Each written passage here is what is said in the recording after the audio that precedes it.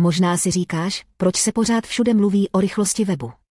Vždyť přece když se stránka načte o 2 sekundy později, tak se nic hrozného nestane.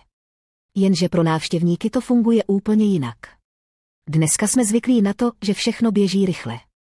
Když klikneš na odkaz, chceš, aby se stránka objevila skoro hned. A když se to nestane, většina lidí prostě odejde. Rychlost načítání je vlastně první dojem, který tvůj web udělá.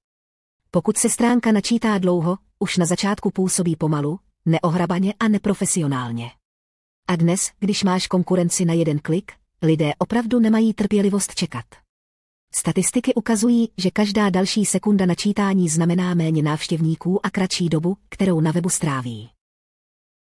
Navíc rychlost má obrovský vliv na to, jak budeš vidět ve výsledcích vyhledávání.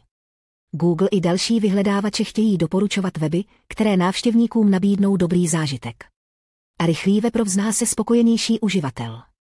Pokud se stránka načítá pomalu, Google ji může posunout níž.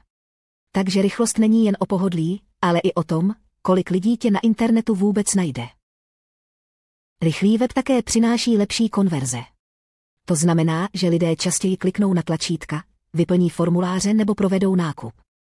Když stránka reaguje okamžitě, návštěvník má pocit, že všechno funguje hladce a může udělat další krok. Naopak pomalý web vytváří frustraci, která vede k tomu, že ti lidé utečou ke konkurenci. A dobrá zpráva je, že rychlost jde zlepšit.